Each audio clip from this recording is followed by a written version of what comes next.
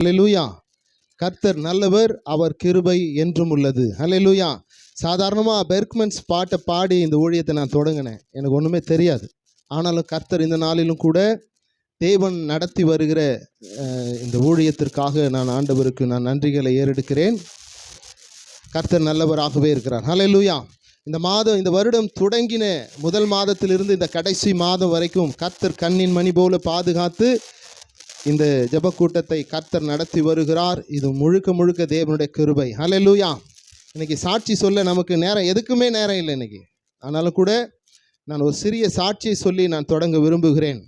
நேற்றைய தினத்தில் மிகுந்த ஒரு என்ன சொல்லணும்னா ரொம்ப கஷ்டம். ஏன்னா அப்படி ஒரு மேகமூட்டம், மழை, ரொம்ப ஒரு அந்தகாரமாக இருந்தது. இப்போ ஆண்டவரே நாளைக்கு ப்ரோக்ராம் நடத்த போகிறோம். ஆண்டவரே உம்முடைய கண்கள் எங்கள் மேலே தயவா ஆண்டவரே, அப்பா இயற்கையின் சீற்றத்தை மாற்றி கொடுங்க ஆண்டவரே அப்படின்னு கேட்கும்போது அதிகாலை 10 மணிலிருந்து அப்படியே வானம் வெளுத்து இன்னைக்கு ஆண்டவர் நடத்த கர்த்தர் கிருபை செய்தார். ஒரு வேளை யோசிச்சு பாருங்களேன், ஒரு மழையாக இருக்குன்னா என்ன பண்ண முடியும்? நம்மளால் கூடி வர முடியாது. கர்த்தர் நல்லவராகவே இருக்கிறார். ஹல்லேலூயா. கர்த்தர் நல்லவர், அவர் கிருபை என்றும் உள்ளது. இந்த டிசம்பர் மாதம்னாலே ஒரு கொண்டாட்டமான மாதம் இல்லையா? கிறிஸ்மஸ்க்குள்ளே எல்லாரும் ஆயத்தமாக இருப்போம். கர்த்தர் நல்லவர். நம்ம கூட இந்த ஊழியத்தில் நம்ம ஆண்டவர் சில ப்ரோக்ராம்லாம் நடத்த பிள்ளைகள் ரொம்ப வாஞ்சியோடு, அதுதான் ரொம்ப கஷ்டமாக இருந்துச்சு.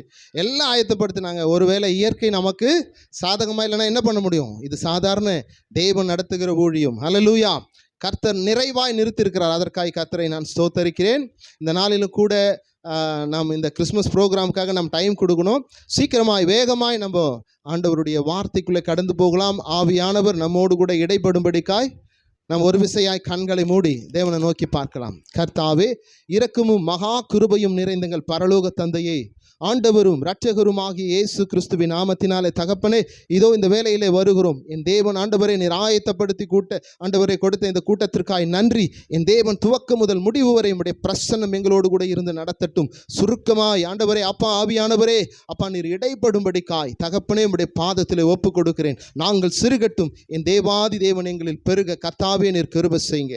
முற்றிலும் உம்முடைய கரத்தில் ஒப்பு கொடுக்கிறேன். பாதுகாத்து கொள்ளுங்க, வழி நடத்துங்க. என் மீட்பெரும் இரட்சகருமாகிய இயேசு கிறிஸ்துவின் நாமத்தினால் ஜெயம் எடுத்து ஜெபிக்கிறேன் எங்கள் ஜீவனுள்ள நல்ல பிதாவே.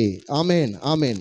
இந்த நாளில் ஆண்டவர் தியானத்திற்கு என்று கொடுத்த வசனம் கலாத்தியர், அப்போஸ்தலனாகிய பவுல் கலாத்தியருக்கு எழுதுகிற நிருபத்திலிருந்து 6வது அதிகாரத்திலே 8வது வசனத்தை தேவன் நமக்கு கொடுத்தார். ஹல்லேலூயா. அதை வாசிக்க கேட்கலாம். தன் மாம்சத்திற்கென்று விதைக்கிறவன் மாம்சத்தினால் அழிவை அறுக்கிறான். ஆவிக்கென்று விதைக்கிறவன் ஆவியினாலே நித்திய ஜீவனை அறுப்பான்.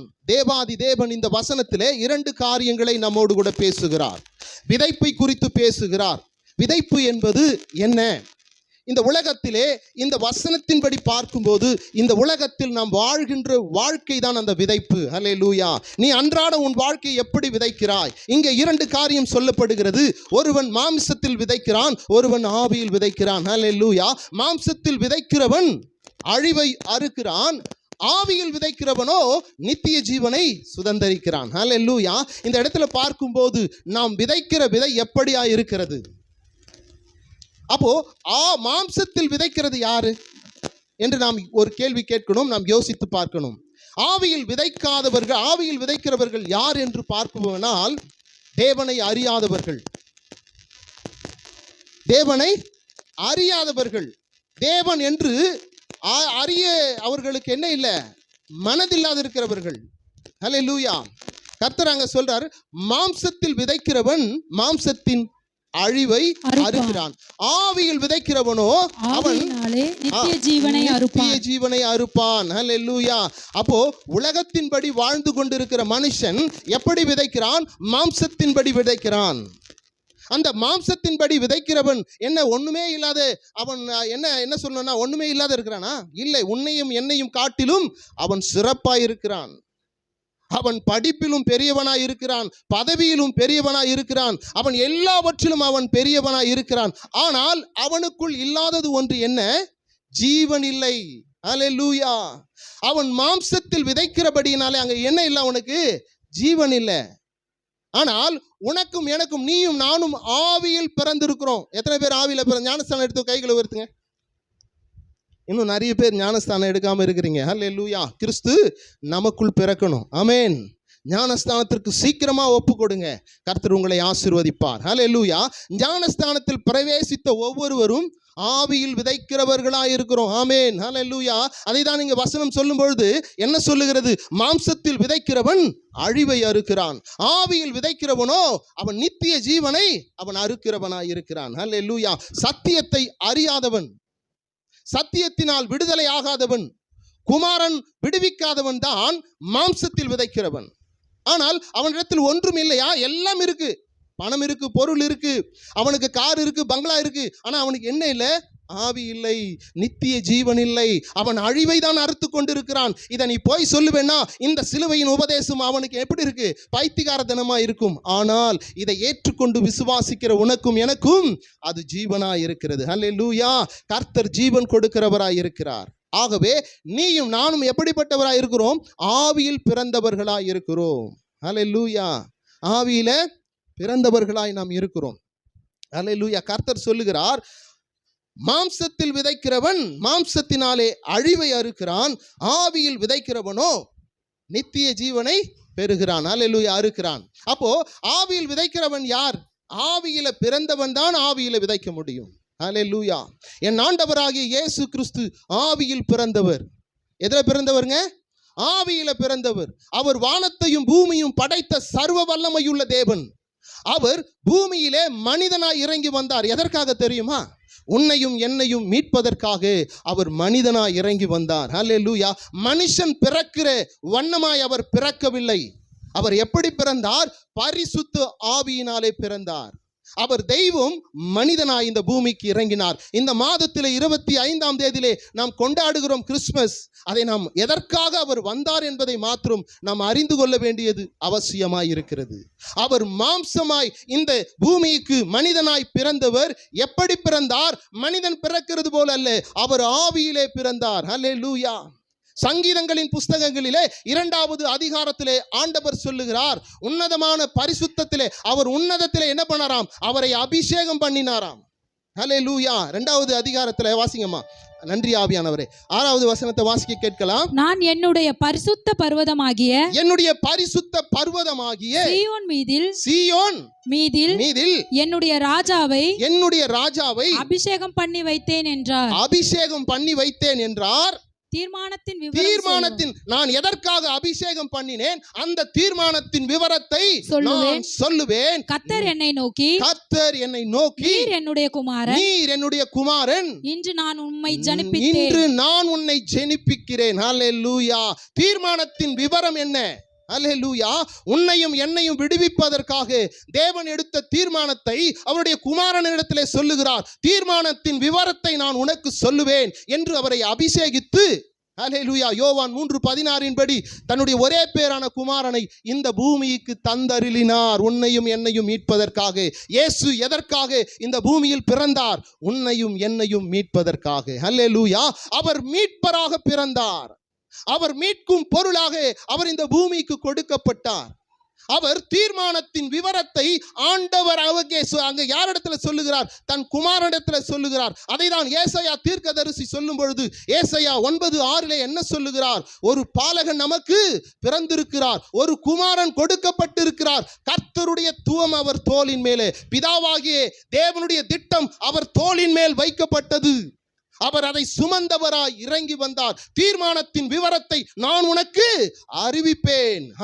என்னுடைய குமாரன் நீ, இன்று நான் உன்னை ஜெனிப்பிப்பேன் என்று சொன்ன மாத்திரத்திலே காபிரேல் புறப்பட்டு மரியாள் தங்கியிருந்த அறையிலே அவர் பிரவேசிக்கிறார். ஹல்லேலூயா. அங்கே பிரவேசித்து அங்க சொல்லக்கூடிய காரியத்தை நாம் வாசிக்க கேட்கலாம். லூக்காவின் புஸ்தகம் 1வது அதிகாரத்திலே 35வது வசனத்தை நான் வாசிக்க கேட்கலாம். தேவதூதன் அவருக்கு பிரதியுத்தரமாக பரிசுத்த ஆவி உன்மேல் வரும், உன்னதமானவருடைய பலன் உன்மேல் நிழலிடும். ஆதலால் உன்னிடத்தில் பிறக்கும் பரிசுத்தம் உள்ளது தேவனுடைய குமாரன் என்னப்படும். ஹல்லேலூயா. அங்கே ஆண்டவர் சொல்லுகிறார், தீர்மானத்தின் விவரத்தை நான் உனக்கு சொல்லுகிறேன். கர்த்தருடைய துவத்தை அவர் தோளின் மீது வைத்தார். என் தேவாதி தேவன் இந்த பூமிக்கு இறங்கினார். அல்லேலூயா. உன்னையும் என்னையும் மீட்கும் பொருளாக அவர் இறங்கினார். இறங்கினவர் அங்கே மரியாளிடத்திலே பேசுகிறார். இதோ நீ கர்ப்பவதியாகி ஒரு குமாரனை பெறுவாய். அல்லேலூயா. அந்த இடத்துல வாழ்த்துகிறார். 28வது வசனத்தை வாசிப்பீங்கன்னா அங்கே தூதன் மரியாளை வாழ்த்துகிறார். இந்த வாழ்த்துதல் எப்படிப்பட்டதோ என்று அவள் யோசித்துக் கொண்டிருக்கிற நேரத்திலே அந்த தூதன் சொல்லுகிறான், மரியே நீ என்ன செய்கிறாய்? உன் கர்ப்பவதியாகி ஒரு குமாரனை நீ பெறுவாய். அல்லேலூயா. வாசிக்கலாம், நேரம் இல்லாதனால. அவள் இருந்த வீட்டில் தேவதூதன் பிரவேசித்து கிருபை பெற்றவளே வாழ்க, கர்த்தர் உன்னோடனே இருக்கிறார். ஸ்திரீகளுக்குள்ளே நீ ஆசீர்வதிக்கப்பட்டவள். அவளோ அவனை கண்டு அவன் வார்த்தையில கலங்கி இந்த வார்த்தைகள் எப்படிப்பட்டதோ என்று சிந்தித்துக் கொண்டிருந்தார். தேவதூதன் அவளை நோக்கி மரியாளே பயப்படாதே, நீ தேவனிடத்தில் கிருபை பெற்றாய். இதோ நீ கர்ப்பவதியாகி ஒரு குமாரனை பெறுவாய். அவருக்கு இயேசு என்று பெயரிடுவாயாக. அவர் பெரியவராயிருப்பார். உன்னதமானவருடைய குமாரன் எண்ணப்படுவார். கர்த்தராகிய தேவன் அவருடைய பிதாவாகிய தாவீதின் சிங்காசனத்தை அவருக்கு கொடுப்பார். அல்லேலூயா. அந்த இடத்துல அங்கே தேவதூதன் மரியாள் இடத்துல சொல்லும்போது மரியாள் சொல்லுகிறார், அது எப்படி ஆகும்? நான் புருஷனை அறியேன். அப்பதான் 35வது வசனத்துல சொல்றாரு, பரிசுத்த ஆவி. வாசிங்கம்மா. தேவதூதன் அவளுக்கு பிரதியுத்தரமாக பரிசுத்த ஆவி உன்மேல் வரும். உன்னதமானவருடைய பலன் உன்மேல் நிழலிடும்.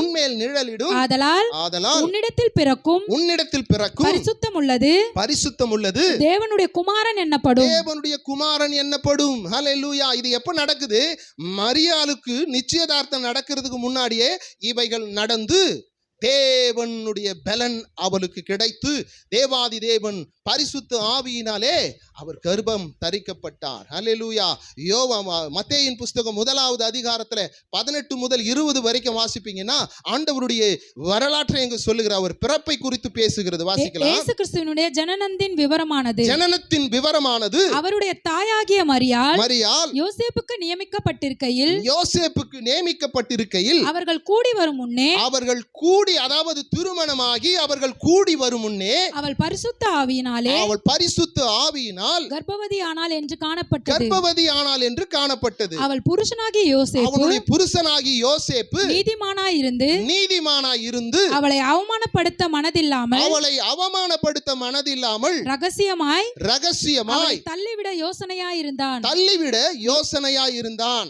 அவன் இப்படி சிந்தித்துக் கொண்டிருக்கையில் கர்த்தருடைய தூதன் சொப்பனத்தில் அவனுக்கு காணப்பட்டு தாவீதின் குமாரனாகிய யோசேப்பே உன் மனைவியாகிய மரியாளை சேர்த்துக்கொள்ள ஐயப்படாதே. அவளிடத்தில் உற்பத்தியாயிருக்கிறது பரிசுத்த ஆவியினால் உண்டானது. அவள் ஒரு குமாரனை பெறுவாள். இயேசு என்று பெயரிடுவாயாக. ஏனெனில் அவர் தமது ஜனங்களின் பாவங்களை நீக்கி. அவர் எதுக்காக வந்தார்? இயேசு எதற்கு பிறக்குகிறார்? தமது ஜனங்களின் பாவங்களை நீக்கி அவர்களை ரட்சிப்பார் என்றார். ஹல்லேலூயா. அவர் எதனால பிறந்தாருங்க? பரிசுத்த ஆவியினால் பிறந்தவர். ஹல்லேலூயா. நீயும் நானும் பரிசுத்த ஆவியினால பிறந்திருக்கிறோம். ஹல்லேலூயா. அவர் பிறந்தபடியினாலே நீ நானும் எப்படி பிறந்திருக்கிறோம்? பரிசுத்த ஆவியினாலே பிறந்திருக்கிறோம். முற்காலத்தில் நம்ம எப்படி இருந்தோம்? இயேசு கிறிஸ்துவை அறிவதற்கு முன்பாக முற்காலத்தில் நீ எப்படி இருந்தாய்? உன்னுடைய வாழ்க்கையில இயேசு வருவதற்கு முன்பாக நீ எப்படி இருந்தாய்? எபேசியர் எழுதின புஸ்தகத்துல 2வது அதிகாரத்துல முதல் வசனத்திலிருந்து நம்ம வாசிக்க கேட்கலாம். அக்கிரமங்களினாலும் பாவங்களினாலும் மரித்தவர்களாயிருந்த உங்களை உயிர்ப்பித்தார். அவைகளில் நீங்கள் முற்காலத்திலே இவ்வுலக வழக்கத்திற்கு ஏற்றபடியாகவும் கீழ்ப்படியாமையின் பிள்ளைகளிடத்தில் இப்பொழுது கிரியை செய்கிற ஆகாயத்து அதிகார பிரபுவாகிய ஆவிக்கேற்றபடியாகவும் நடந்து கொண்டீர்கள். அவர்களுக்குள்ளே நாம் எல்லோரும் முற்காலத்தில் நமது மாம்ச இச்சையின்படியே நடந்து நம்முடைய மாம்சத்தின் இச்சையின்படியே நடந்து நமது மாம்சமும் மனசும் விரும்பினவைகளை செய்து விரும்பினதெல்லாம் செஞ்சு சுபாவத்தினாலே மற்றவர்களைப் போல கோபாக்கினையின் பிள்ளைகளாயிருந்தோம். அல்லேலூயா. ஆண்டவராகிய இயேசு கிறிஸ்து உனக்குள்ளே வராததற்கு முன்பாக நம்முடைய வாழ்க்கை எப்படி இருந்தது? இந்த உலகத்தின்படியே ஓடி எல்லாவற்றையும் அனுபவித்துக் கொண்டிருந்தோம். அதை தீர்த்து சொல்லும்போது சொல்லுகிறார். தீர்த்துவின் புஸ்தகம் 3வது அதிகாரத்தில் 3 முதல் 6 வசனம் வாசிப்பீங்கன்னா அழகாய் அதை குறித்து பேசுகிறது. வாசிக்கலாம். ஏனெனில் முற்காலத்திலே நாமும் புத்தியினரும் கீழ்ப்படியாதவர்களும் வழி தப்பி நடக்கிறவர்களும் பலவித இச்சைகளுக்கும் இன்பங்களுக்கும் அடிமைப்பட்டவர்களும் துர்க்குணத்தோடும் பொறாமையோடும் ஜீவனம் பண்ணுகிறவர்களும் பகைக்கப்படத்தக்கவர்களும் ஒருவரில் ஒருவர் பகைக்கிறவர்களாயிருந்தோம். நம்முடைய இரட்சகராகிய தேவனுடைய தயவும் மனுஷன் மேல் உள்ள அன்பு எப்படிப்பட்ட அன்பு? தன்னுடைய ஒரே பேரான குமாரனை கொடுக்கிற அளவிற்கு அன்பு. அல்லேலூயா. அவர் ஒரே பேரான குமாரனை இந்த பூமிக்கு தந்தாரே, அந்த அன்பை குறித்து தான் இந்த வேதம் பேசுகிறது. அதற்கு வாசிக்கலாம்.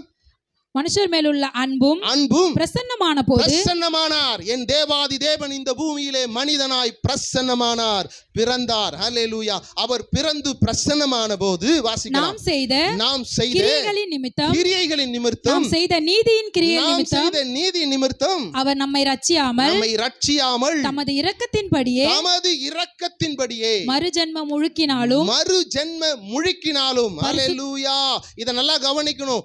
மறுஜென்ம முழுக்கினாலே, ஞானஸ்தானத்தினாலே மறு ஜென்மம் எடுத்திருக்கிற நீ, உன் பிறப்பு பாவமாயிருந்தாலும் உன்னை பரிசுத்தராய் மாற்றி இருக்கிறார் என் தேவன். மறு பிறப்பிலே நீ பிறந்திருக்கிறாய். வாசிக்கலாம். பரிசுத்த ஆவியினுடைய புதிதாக்குதலினாலும் நம்மை ரட்சித்தார். தமது கிருபையினாலே அவருடைய கிருபையினாலே நாம் நீதிமான்களாக ஆக்கப்பட்டு நித்திய ஜீவன் உண்டாக்கும் என்கின்ற நம்பிக்கையின்படி சுதந்திரராகத்தக்கதாக அவர் நமது இரட்சகராகிய இயேசு கிறிஸ்துவின் மூலமாக பரிசுத்த ஆவியை நம்மேல் சம்பூரணமாய்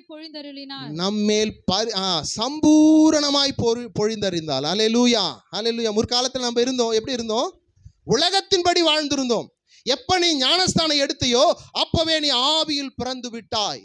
என் தேவாதி தேவன் வானத்தையும் பூமியும் படைத்த தேவன் மனிதனாய் பிறக்கும் போது அவர் மனிதனைப் போல பிறக்கவில்லை, பரிசுத்த ஆவியினால் அவர் பிறந்தார். ஹல்லேலூயா. நீயும் பாவத்தில் கர்ப்பம் தரிக்கப்பட்டு பிறந்திருந்தாலும் இந்த முழுக்கு ஞானஸ்தானத்திலே பரிசுத்தவானாக பரிசுத்த ஆவியிலே நீ பிறந்திருக்கிறாய். உன்னுடைய நீதியின் நிமித்தம் அல்ல, அவருடைய கிருபையின் நிமித்தமே நாம் பிறந்திருக்கிறோம். ஹல்லேலூயா. இந்த கிறிஸ்துமஸை கொண்டாடுகிற நாம் எப்படி பிறந்திருக்கிறோம்? தேவன் எதற்காக இந்த பூமிக்கு வந்தார்? தன் ஜனங்களின் பாவங்களை நீக்கி அவர்களுக்கு நித்திய ஜீவனை கொடுப்பதுதான் தேவனுடைய திட்டமாயிருக்கிறது. என் தேவாதி தேவன் பரிசுத்த ஆவியினால் இங்கே இந்த பூமியை அவர் தழுவினார். உன்னையும் என்னையும் பரிசுத்த ஆவிக்குள் பிறக்க செய்வதற்காகவே ஆண்டவர் சொல்லுகிறார், ஒருவன் மறுபடியும் பிறவாவிட்டால் தேவனுடைய ராஜ்யத்திற்குள்ளே நீ எப்படிப்பட்ட ஆளா இருந்தாலும் சரி, நீ மறுபடியும் பிறக்க வேண்டும். நீ மறுபடியும் பிறந்தால்தான் தேவனுடைய ராஜ்யத்திற்குள்ளே பிரவேசிக்க முடியும். ஹல்லேலூயா. அந்த வசனத்தை கூட வாசிக்கலாம். யோவான் 3ஆம் அதிகாரம் 3 முதல் 6 வசனங்கள் வரை வாசிக்க கேட்கலாம். இயேசு அவனுக்கு பிரதியுத்தரமாக ஒருவன் மறுபடியும் பிறவாவிட்டால் தேவனுடைய ராஜ்யத்தை காணமாட்டான் என்று மெய்யாகவே உனக்கு சொல்லுகிறேன் என்றார். அந்த இடத்திலே நிக்கோதேமு சொல்லுகிறான், ஆண்டவரே, நான் முதிர் வயதாய் இருக்கிறவன் மறுபடியுமாக எப்படி தாயின் வயிற்றுக்குள் பிரவேசி மீண்டுமாய் பிறக்க முடியும் என்று சொன்னபோது ஆண்டவர் சொல்லுகிறார், ஒருவன் ஜலத்தினாலும் ஆவியினாலும் பிறவாவிட்டால், ஹல்லேலூயா, கரங்களை தட்டி தேவனை மகிமைப்படுத்தலாமா? நீயும் நானும் ஜலத்தினாலும் ஆவியினாலும் பிறந்திருக்கிறோம். என் தேவாதி தேவன் ஆவியில் பிறந்தது போல நீயும் நானும் ஆவியிலே பிறந்திருக்கிறோம். கர்த்தர் அதற்காகவே தன்னுடைய ஒரே பேரான குமாரனை இந்த பூமிக்கு அவர் தந்து அருளினார். ஹல்லேலூயா. தீர்மானத்தின் விவரத்தை நான் சொல்லுவேன். என்னுடைய குமாரன் நீ, நான் இன்று உன்னை ஜெனிப்பிக்கிறேன். அதை தான் 25ஆம் தேதி கிறிஸ்துமஸ் என்று கொண்டாடி கொண்டிருக்கிறாய். எதற்காக கிறிஸ்துமஸ் நீ கொண்டாடுகிறாய்? உன்னை மீட்கிற மீட்பர் இறங்கிவிட்டார். அவரை நான் கண்டுவிட்டேன், அவரை நான் பார்த்து விட்டேன், அவரை நான் அனுபவித்து விட்டேன் என்று நீ சொல்ல வேண்டும். ஹல்லேலூயா, ஹல்லேலூயா. தேவாதி தேவன் பிறந்ததை அங்கே நிக்கோதேமு சொல்லுகிறான், எப்படி பிறக்க முடியும்? ஆண்டவர் சொல்லுகிறார், ஓஹோ, அதை குறித்து நீ யோசிக்காதே. அவர் ஒருவன் ஜலத்தினாலும் ஆவியினாலும் முழுக்க ஞானஸ்தானம் நீ எடுக்கலனா நீ யாரா இருந்தாலும் சரி பரலோக ராஜ்யத்திற்குள்ள பிரவேசிக்கவே முடியாது. இன்றைக்கு முழுக்க ஞானஸ்தானத்திற்குள் ஒப்பு கொடுக்காதவர்கள் ஒப்பு கொடுத்து விடுங்கள். கர்த்தர் உங்களை ஆசீர்வதிப்பார். ஹல்லேலூயா. அந்த ரட்சணத்தை காணணும் நம்ம. ஹல்லேலூயா. லூக்காவின் புஸ்தகத்தில் 2வது அதிகாரத்திலே 32வது, நன்றி ஆண்டவரே, 32வது வசனத்திலே அங்கே சொல்லப்படுகிற வசனம் என்ன?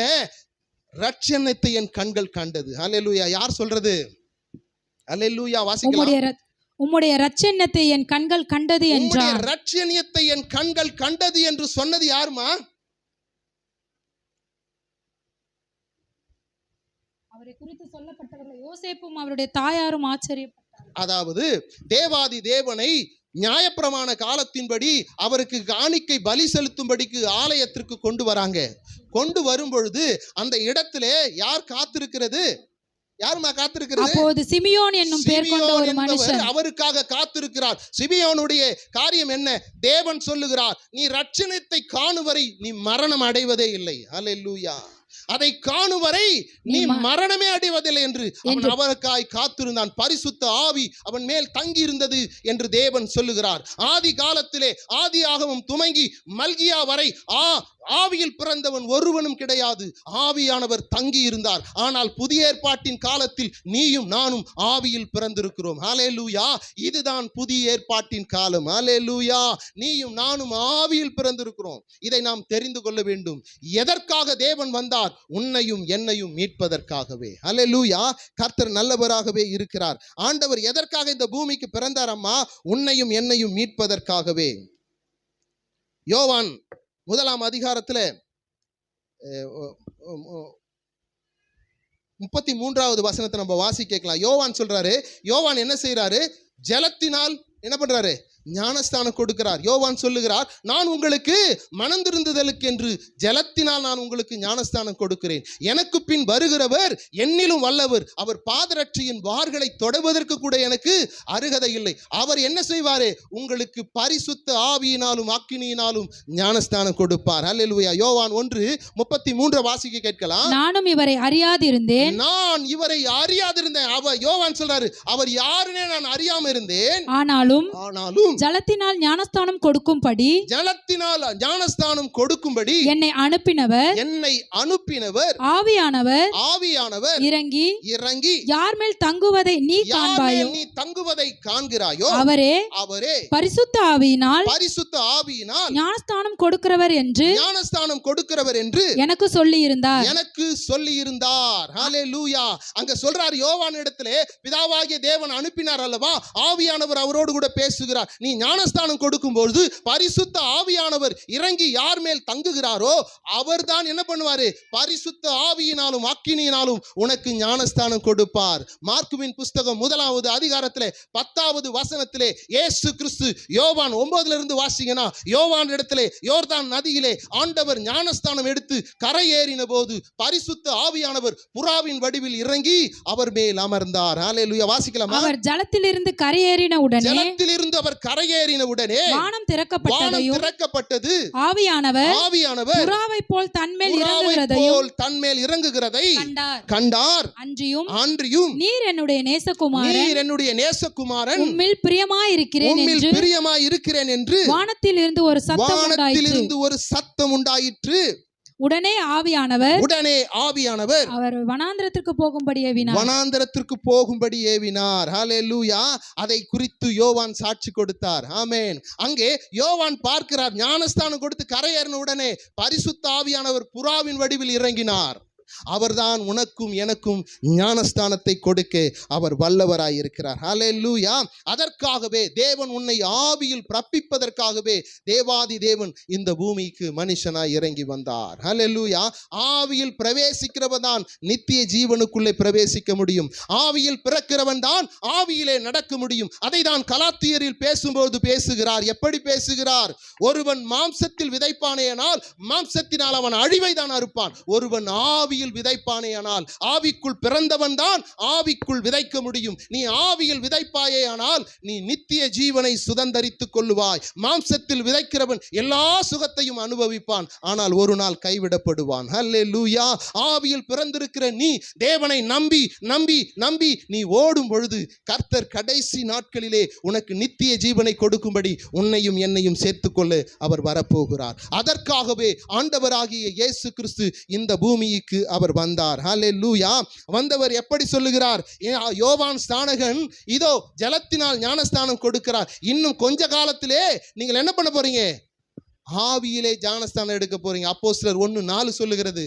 அப்போஸ்தலர் 1:4 சொல்லுகிறது. 1வது அதிகாரத்திலே 4வது வசனத்திலே ஆண்டவர் சொல்லுகிறார். வாசிக்கலாம். அவர் பாடுபட்ட பின்பு அன்றியும் அவர் அவர்களுடனே கூடி வந்திருந்த போது அவர்களை உயிர்த்தெழுந்த தேவன் சொல்லுகிறார். ஹல்லேலூயா. யோவான் ஜலத்தினாலே ஞானஸ்தானம் கொடுத்தான். நீங்கள் சில நாளுக்குள்ளே, இன்னும் சில நாட்களுக்குள்ளே பரிசுத்த ஆவியினாலே ஞானஸ்தானம் பெறுவீர்கள். ஹல்லேலூயா. நீயும் நானும் பரிசுத்த ஆவியினாலே ஞானஸ்தானம் பெற்றிருக்கிறோம். என்னை கேட்டுக்கொண்டு இருக்கிற அருமையான சகோதரா சகோதரி, ஆண்டவரும் இரட்சகருமாகிய இயேசு கிறிஸ்துவை ஏற்றுக்கொண்டு அவர் நாமத்தை ஏற்றுக்கொண்டபடியினாலே உனக்கு பிள்ளை என்று அதிகாரத்தை கொடுத்தவர், உன்னை ஆவியில் அபிஷேகம் பண்ணி எழுப்பினவர் சொல்லுகிறார்.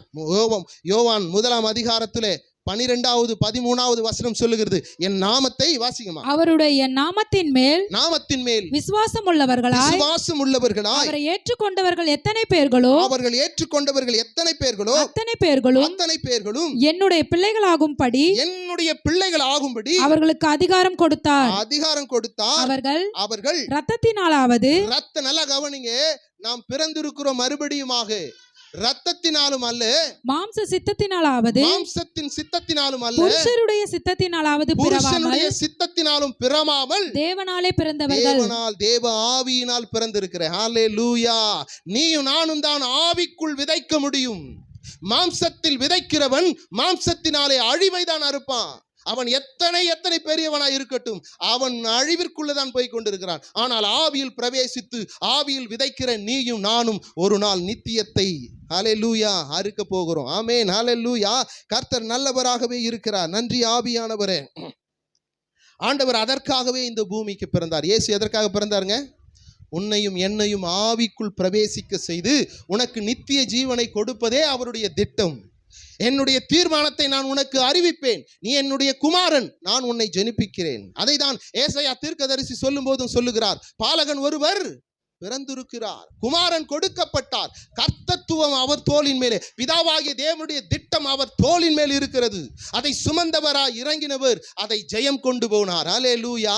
ஆண்டவர் என்ன செய்தார்? பிதாவினுடைய கட்டளைகளை எல்லாம் அவர் என்ன பண்ணாராம்? கற்பனை எல்லாம் கை கொண்டாராம். யோவானுக்கு எழுதின புஸ்தகத்தில் 15வது அதிகாரத்தில் 12வது வசனம் சொல்லுகிறது, 10 நினைக்கிறேன், 10-11 அவர் சொல்லுகிறார், பிதாவினுடைய கற்பனைகளை நான் என் பிதாவின் கற்பனைகளை கை கொண்டு அவருடைய அன்பிலே நிலைத்திருக்கிறது போல நீங்களும் என் கற்பனைகளை கை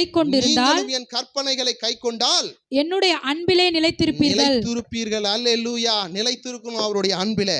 ஆண்டவர் அதற்காகவே இந்த பூமியிலே பிறந்தார். ஆமென். அல்லேலூயா. அது மாத்திரம் அல்ல, நீ பிறந்தது மாத்திரம் பத்தாது, பிறப்பின் பலனை என்ன பண்ணணும்? நீ நானும் கொடுக்கணும்.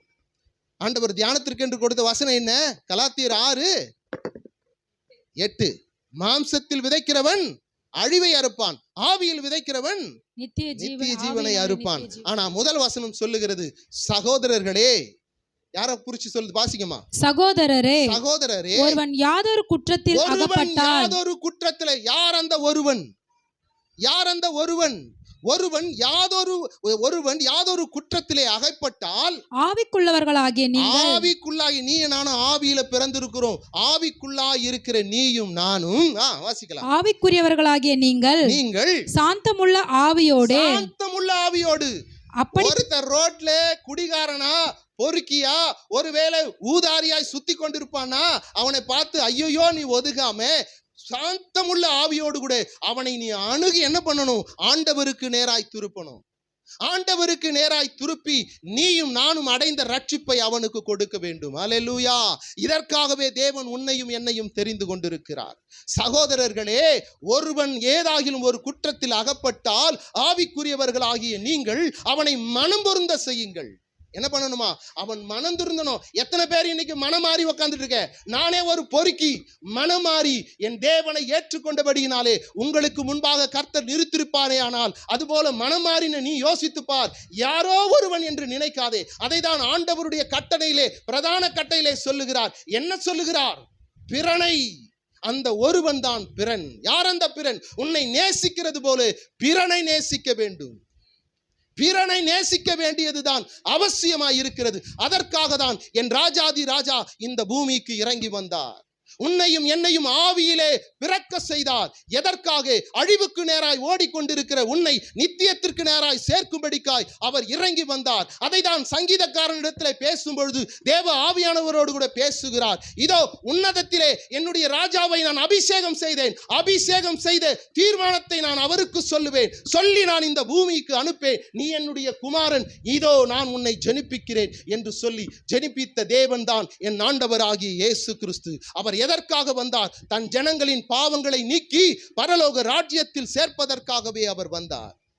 ஆகவே சகோதரர்களே, ஒருவன் யாதொரு குற்றத்தில் அகப்பட்டால் நீ பரிசுத்தவான் என்று மேன்மை பாராட்டிக் கொள்ளாதே. கர்த்தருடைய கிருபைதான் உன்னை பரிசுத்தவானாய் மாற்றி இருக்கிறது. நீ யோசித்து பார். முன்பிருந்த காலத்தில் எப்படி இருந்தாய்? உன் மாம்சத்தின் இச்சையில் விழுந்து உன் சிந்தைகள் சொல்லும்படியெல்லாம் நீ வாழ்ந்து கொண்டிருந்தாய். ஆனால் ஆண்டவர் சொல்லுகிறார், சகோதரர்களே, ஒருவன் யாதொரு குற்றத்தில் அவன் அகப்பட்டிருந்தால் அவனை என்ன செய்யணுமா? மனம் பொருந்த செய்யணும். ஆவிக்குரியவர்கள் நீங்கள், ஆவியில் பிறந்தவர்கள் நீங்கள். சாந்தமுள்ள ஆவியோடு கூட ஒருவனை மனம் பொருந்த செய்வாயானால் அவனை பரலோகத்தில் நீயும் நானும் சந்தித்து விட முடியும். ஆனாலும் கூட ஆண்டவர் அந்த இடத்துல சொல்லுகிற ஒரு காரியம், நீயும் நானும் ஜாக்கிரதையாய். அல்லேலூயா. அவன் வழியில நீ போயிடக்கூடாது. உன் வழியில் அவனை திருப்பணும். அதற்கு என்ன செய்யணும்? அனுதினமும் தேவனை தேட வேண்டும். தேவனுடைய பாதத்திலே அமர வேண்டும். அங்கே கலாத்தியர் 6:1 என்ன சொல்லுகிறது? மீண்டும் அதை வாசிக்க கேட்கலாம். சகோதரரே, ஒருவன் யாதொரு குற்றத்தில் அகப்பட்டால் ஆவிக்குரியவர்களாகிய நீங்கள், ஆவிக்குரியவர்களாகிய ஞானஸ்தானம் எடுத்த பிள்ளை நீதான் ஆவிக்குரியவன். நீதான் ஆவியில் விதைக்கிறவன். ஆவிக்குரியவராகிய நீங்கள் சாந்தமுள்ள ஆவி. ஐயா, மனதுருகுங்க மற்றவர்கள் மேலே. உன்னை நேசிக்கிறது போல பிறரையும் நேசிக்க வேண்டும் என்று தேவன் கட்டளை கொடுத்திருக்கிறார். அந்த கட்டளையின்படி மனதுருகி அந்த ஒருவனை என்ன பண்ணணும்? ஆண்டவருடைய ஆலயத்திற்கு கொண்டு வரணும். அல்லேலூயா. அவன் எப்படிப்பட்ட குடிகாரனா இருந்தாலும் சரி, அவன் எப்படிப்பட்ட பொறுக்கியா இருந்தாலும் சரி, அவன் எப்படிப்பட்டவனாய் இருந்தாலும் சரி, வேதம் சொல்லுகிறது, யோவான் 1:9 சொல்லுகிறது, எந்த மனுஷனையும் அவர் பிரகாசிப்பிக்க பண்ணுகிற மெய்யான ஒளியே அந்த ஒளிதான் இந்த பூமிக்கு இறங்கி வந்தது. அதை தான் கிறிஸ்துமஸ் என்று கொண்டாடி கொண்டிருக்கிறோம். அல்லேலூயா. ஆகவே வாசிக்க கேட்கலாம். அதை முழுசா வாசிக்கலாம். சீக்கிரமா முடிச்சிடமா? வாசிக்கமா? டைம் ஆச்சு. சகோதரரே, ஒருவன் யாதொரு குற்றத்தில் அகப்பட்டால் ஆவிக்குரியவர்களாகிய நீங்கள் சாந்தமுள்ள ஆவியோடு அப்படிப்பட்டவனை சீர்பொருந்த பண்ணுங்கள். நீயும் சோதனைக்குட்படாத உன்னை குறித்து எச்சரிக்கையாயிரு. வாலிபனே, ஆண்டவருக்காக ஊழியம் செய்யறன்னு ஒப்பு கொடுக்கிற, ஆனா என்ன பண்ணாத? சோதனையில விழுந்துராத. ஐயா, அம்மா, ஆண்டவருக்காக ஊழியம் செய்கிற நீ எல்லா அடக்கத்தோடும் ஒடுக்கத்தோடும் அல்லேலூயா நீ என்ன பண்ணணும்?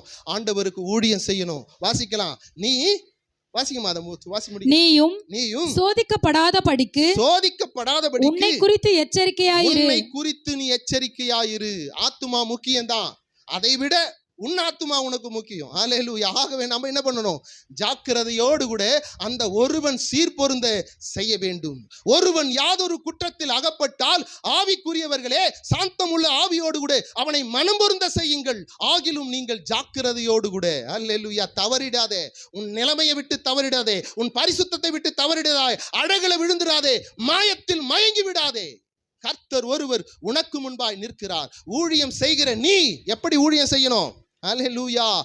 எதிலும் அகப்படாமல் சிக்காமல் கர்த்தருக்கென்று நீ ஊழியம் செய்வனா உன் ஊழியத்தை அவர் வளர்க்க அவர் வல்லவராய் இருக்கிறார். ஹல்லேலூயா. ஹல்லேலூயா. கடைசியாக ஒரு வசனத்தை வாசி நான் முடிக்கிறேன். மத்தேயுவின் புத்தகம் 7வது அதிகாரத்திலே 16 முதல் 21 வரைக்கும் சீக்கிரமா வாசிங்கம்மா. அவர்களுடைய கனிகளினாலே அவர்களை அறிவீர்கள். யாரே கனிகளினால அறிய முடியும்? ஆவிக்குரியவன் அவன் கொடுக்கிற கனியினால தான் அவன் அறிய முடியும். முச்செடிகளில் திராட்சை பழங்களையும் முச்செடியில திராட்சை பழத்தையும் பூண்டுகளில் அத்தி பழங்களையும் பறிக்கிறார்களா? அத்தி பழத்தையும் பறிக்கிறாங்களா? இல்லம்மா, இல்ல. முச்செடியில முச்செடி தான் வரும். அத்திப்பழம் எங்க வரும்? ஆவிக்குரியவன் வாழ்க்கையிலே ஆவிக்குரிய செயல் தான் இருக்கணும். ஆவிக்குரியவன் தான் ஆவிக்குரியதை விதைக்க முடியும். அதை தான் அங்கே அப்போஸ்தலனாகிய பவுல் கலாத்தியருக்கு எழுதும் போது சொல்லுகிறார், ஆவியில் மாம்சத்தில் விதைக்கிறவன் மாம்சத்தினாலே அழிவை தான் அறுப்பான், ஆவியில் விதைக்கிறவன் ஆவியினாலே நித்திய ஜீவனை அறுப்பான். ஹல்லேலூயா. வாசிக்கலாம். மரம் வாசிங்க மாத. அப்படியே நல்ல மரம் எல்லாம் நல்ல கனிகளை கொடுக்கும். நல்ல கனிகளை கொடுக்கும். கெட்ட மரமோ கெட்ட கனிகளை கொடுக்கும். கனியை தான் கொடுக்கும். நல்ல மரம் கெட்ட கனிகளை கொடுக்க மாட்டாது. கெட்ட கனியை கொடுக்காது. ஆவிக்குரியவன் ஒரு நாளும் அவன் நிலைமையை மாறவே மாட்டான். அவன் பரிசுத்தத்துல தான் வாழ்வான். ஹல்லேலூயா. நல்ல மரம் கெட்ட கனி கொடுக்கவே கொடுக்காது. வாசிக்கலாம். கெட்ட மரம் நல்ல கனிகளை கொடுக்க மாட்டாது. நல்ல கனி கொடாத மரம் எல்லாம் கனி கொடாத மரங்கள் எல்லாம் வெட்டுண்டு. நல்ல கவனமா கேளு.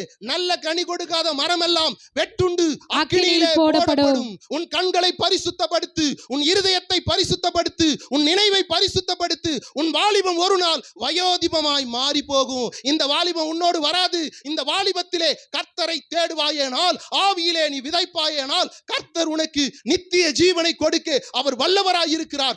நல்ல கனி கொடாத மரங்கள் வெட்டுண்டு அக்கினியிலே போடப்படும். நீ யாரா இருந்தாலும் சரி, நல்ல கனி கொடுக்கிற மரம் தான். ஹல்லேலூயா.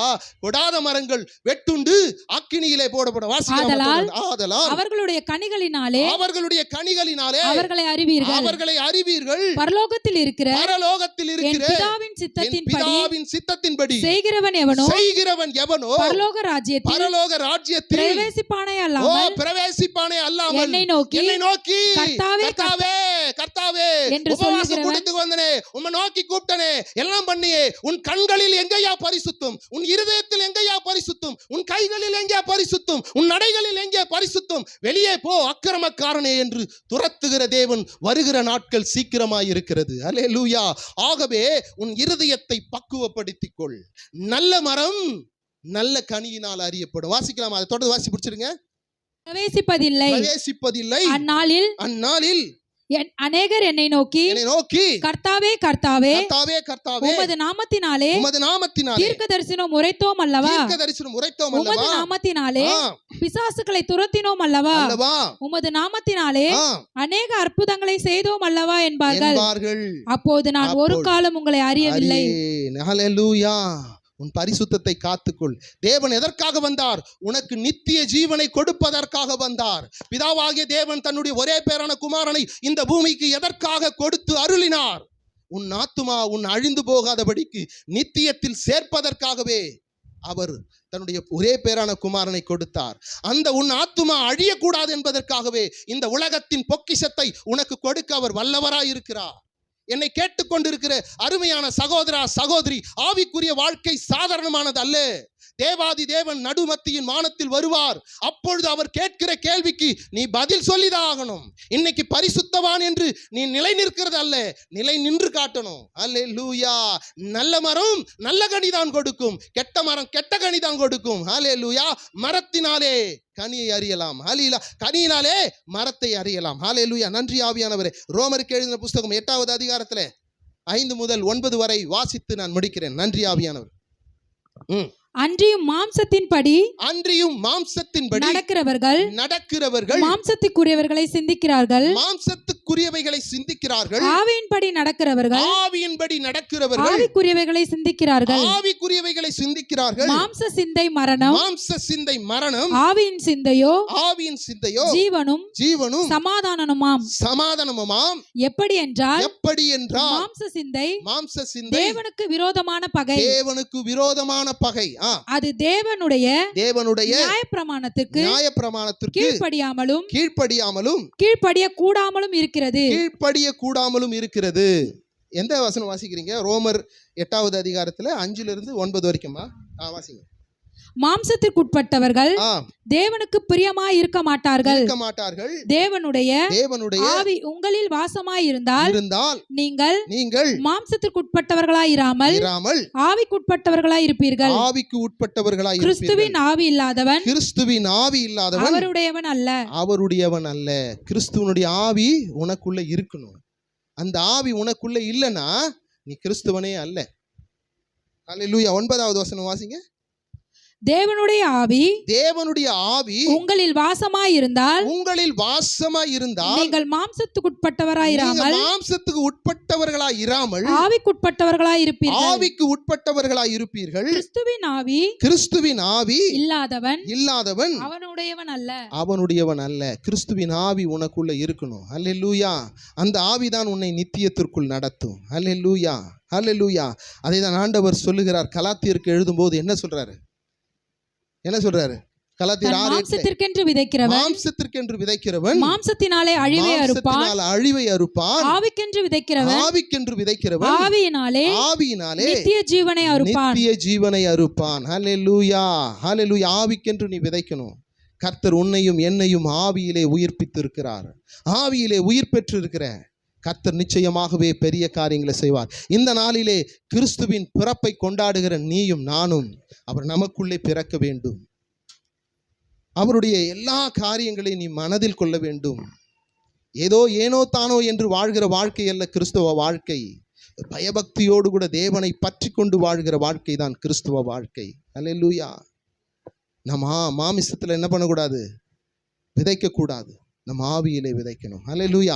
கர்த்தர் நல்லவராகவே இருக்கிறார். இந்த நாளிலும் கூட ஆண்டவர் இந்த வார்த்தை கொடுத்து, நேரம் இல்லாத சமயத்தில் நான் இந்த வார்த்தையை கொடுக்க இதை இன்னும் அதிகமாய் பேச வேண்டிய சூழ்நிலை. ஆனாலும் கூட கர்த்தர் இந்த நாளிலும் கூட தேவன் செய்த கிருபைக்காக நன்றி. ஆண்டவரே அப்பா, நாங்கள் ஆண்டவரே அப்பா உம்முடைய பிறப்பிலே ஆண்டவரே நாங்கள் பிறக்க கர்த்தர் கிருபை செய்யுங்க. ஆண்டவரே என் தேவனாகிய கர்த்தாவே, வந்திருக்கிற ஒவ்வொரு பிள்ளைகளையும் ஆண்டவரே ஆவியிலே பிறந்திருக்கிறார்கள் என்பதை அறிந்து ஆண்டவரே அப்பா இவர்கள் மாம்சத்திற்கு விலகி ஆண்டவரே கனி கொடுக்கிறவர்களாய் கர்த்தாவே நல்ல கனி கொடாத மரங்கள் எல்லாம் வெட்டுண்டு அக்கினியிலே போடப்படும் என்று தேவனுடைய வார்த்தை எப்பொழுதும் இவர்களுக்குள்ளே பிரதிபலிக்கட்டும். தேவாதி தேவன் பெரிய காரியங்களை செய்யுங்க ஆண்டவரே. தொடர்ந்து ஆண்டவரே அப்பா ஆண்டவரே இருக்கக்கூடிய ஒவ்வொரு காரியங்களையும் கர்த்தர் பொறுப்பெடுத்து நீர் வழி நடத்தும்படிக்காக என் மீட்பெரும் இரட்சகருமாகிய இயேசு கிறிஸ்துவின் நாமத்தினால் ஜெபிக்கிறேன் எங்கள் ஜீவனுள்ள நல்ல பிதாவே. ஆமென்.